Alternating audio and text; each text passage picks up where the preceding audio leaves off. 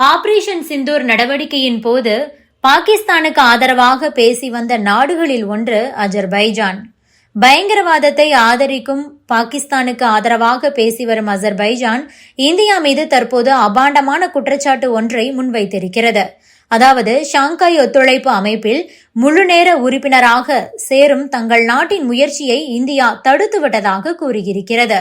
Shanghai ஒத்துழைப்பு மாநாட்டில் முழுநேர உறுப்பினராவதற்கு அஜர்பைஜான் முயற்சித்ததாகவும், ஆனால் இந்தியா தனது செல்வாக்கை பயன்படுத்தி அந்த முயற்சியை முறியடித்துவிட்டதாக அந்த நாட்டு ஊடகங்கள் குற்றம் சாட்டியுள்ளன. பகல்காம் தாக்குதலுக்கு பதிலடியாக இந்தியா ஆபரேஷன் சிந்தூர் நடவடிக்கையை மேற்கொண்டது.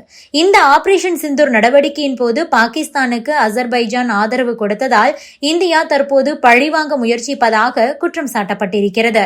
அஜர்பைஜான் அதிபர் இல்ஹாம் அலியேவ் சீனாவின் தியான்ஜின் நகரில் பாகிஸ்தான் பிரதமர் ஷபாஸ் ஷெரீஃபை சந்தித்து பேசினார்.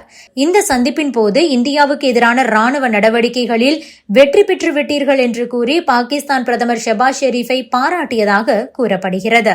பயங்கரவாதத்தை ஆதரித்து வரும் பாகிஸ்தானுக்கு ஆதரவாக நிற்கும் அஜர்பைஜான் தற்போது இந்தியா தங்களை பழிவாங்கிவிட்டதாக அபாண்டமாக கூறியிருக்கிறது. அஜர்பைஜான் அதிபர் அலியேவ் என்ன சொல்லியிருக்கிறார் என்றால், பாகிஸ்தானுக்கு ஆதரவு அளிக்கும் அஜர்பைஜானுக்கு பதிலளிக்கும் விதமாக இந்தியா சர்வதேச அமைப்புகளில் அஜர்பைஜானை பழிவாங்க முயற்சிக்கிறது. ஆனால் இதையெல்லாம் அஜர்பைஜான் கருத்தில் கொள்ளப் போவதில்லை. பாகிஸ்தானுடனான சகோதரத்துவ உறவு எல்லாவற்றிற்கும் மேலாக முன்னுரிமை பெறுகிறது என கூறியிருக்கிறார்.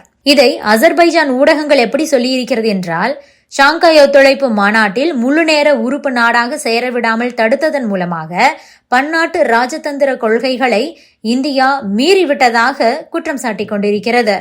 ஷாங்காய் ஒத்துழைப்பு அமைப்பை பொறுத்தவரையில் இந்தியா, சீனா, Russia, Pakistan, Kazakhstan, Kyrgyzstan, Tajikistan, Uzbekistan, Iran என மொத்தம் 9 நாடுகள் நிரந்தர உறுப்பு நாடுகளாக உள்ளன.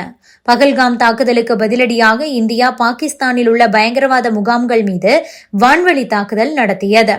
ஆபரேஷன் சிந்தூர் என்ற பெயரில் இந்தியா நடத்திய இந்த தாக்குதலுக்கு பாகிஸ்தான் பதிலடியாக இந்தியாவின் எல்லையோர கிராமங்களை தாக்கியது. இதற்குத்தான் வட்டியும் முதலுமாக இந்தியா பதிலடி கொடுத்தது. 3 நாட்கள் நீடித்த இந்த சண்டை பாகிஸ்தான் கேட்டுக்கொண்டதை அடுத்து முடிவுக்கு வந்தது. இதனையடுத்து பாகிஸ்தானுக்கு துருக்கி பெரிய அளவில் ஆயுதங்களை அளித்து ஆதரவாக இருந்தது. அதேபோல அஜர்பைஜானும் பாகிஸ்தான் பக்கமே நின்றது. இதன் காரணமாக அஜர்பைஜான் மற்றும் துருக்கி நாடுகளுடனான இந்தியாவின் வர்த்தக உறவு பாதிக்கப்பட்டது. இந்த 2 நாடுகளுக்கும் இந்தியர்கள் சுற்றுப்பயணம் செய்யக்கூடாது எனவும், அந்த நாட்டு பொருட்களை வாங்கக்கூடாது என்றும் இந்தியர்கள் சமூக வலைதளங்களில் கோரிக்கையை விடுத்து வந்தனர் என்பதும் குறிப்பிடத்தக்கது.